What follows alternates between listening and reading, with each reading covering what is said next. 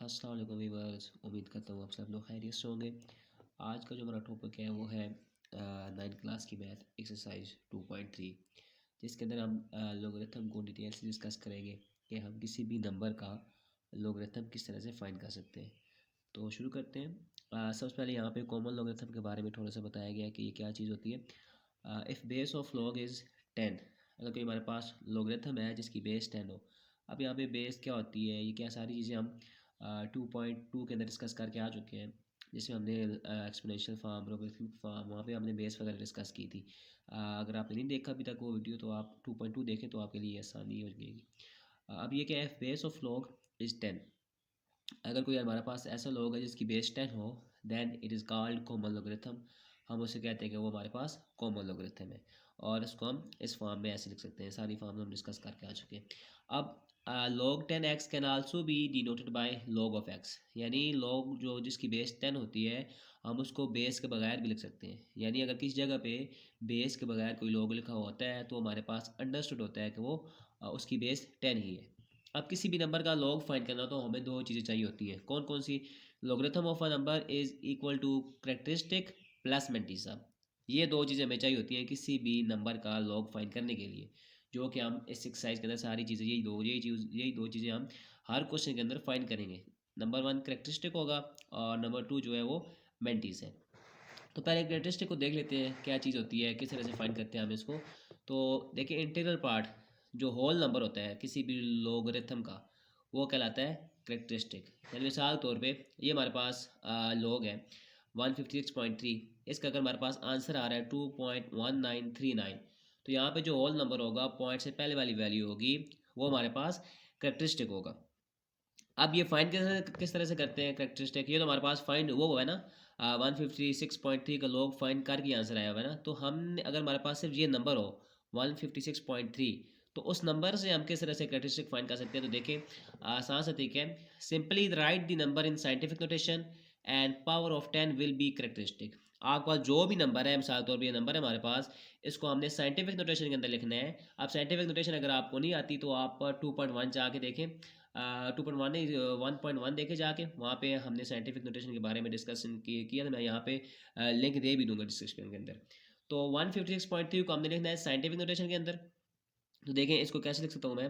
1 यहाँ पे इस तरह से ये था, साइंटिफिक नोटेशन के अकॉर्डिंग पॉइंट लगना चाहिए लेफ्ट साइड से फर्स्ट नॉन जीरो डिजिट के बाद। तो यहाँ पे पॉइंट लगा लिया 563 मल्टीप्लाई 10⁻²।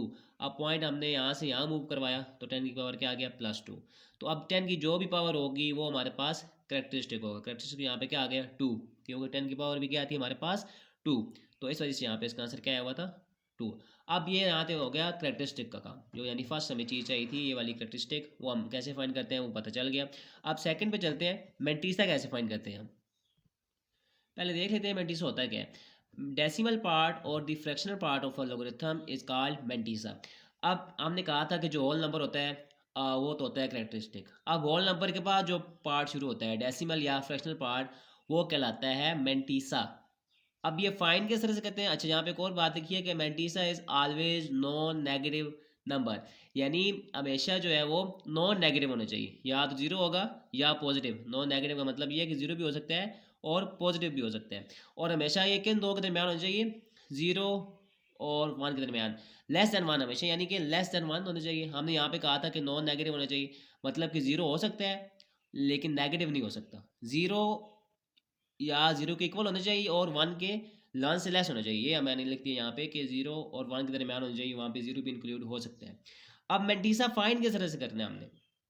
अब मेंटिसा को, अगर ये तो हमारे पास फाइंड हुआ है ना, 156.3 का मेंटिसा फाइंड हो गया है 0.1939। अगर हमारे पास सिर्फ 156.3 गिवन हो तो हमने वहाँ से उसका मेंटिसा कैसे फाइंड करना है वो देखते हैं। इसके लिए आपको लॉग टेबल चाहिए होगा, तो लॉग टेबल ये मेरे पास है। अब देखिए यहाँ पे फर्स्ट जो 2 डिजिट है हमारे पास 15 है, तो आपने 15 को 6 में देखना है। फिर आगे जो आपके पास डिफरेंस टेबल है, मेन डिफरेंस है, वहाँ पे 3 में देखना है। मैं बताता हूँ कैसे। अब यहाँ पे देखिए आपके पास इस तरह से टेबल होता है लॉग का। देखिए ये 10 से स्टार्ट हो रहा होता है, तो आपके पास ये 15 है।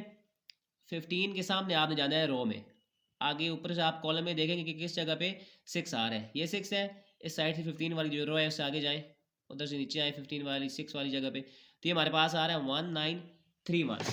तो मैं इसको यहाँ पे लिख सकता हूँ 1931। अब उसके बाद हमारे पास यहाँ पे नंबर था 3। 15 को हमने 6 में देख लिया। अब नेक्स्ट हम जाएंगे 3 में देखने के लिए। तो 3 यहाँ पे देखिए आप, ये वाला डिफरेंस टेबल होता है, आगे मीन डिफरेंस जो होता है ये वाला डिफरेंस टेबल है, ये वाला पहले हमने यहाँ पे देखा था इस काउंटिंग में। अब आगे आपने देखना है 3 वाली उसमें, ये वाला हमारे पास 15 था, ये यहाँ पे ये। अब आगे हम देखेंगे 3 में 15 के सामने क्या आ रहा है। तो आप देखें यहाँ पे 1931 के सामने आगे आ रहा है 8। यहाँ पे देखिए हमारे पास 6 के अंदर 1931 आया था, उसके बिल्कुल सामने आप देखें तो क्या आ रहा है 8 आ रहा है 3 के अंदर।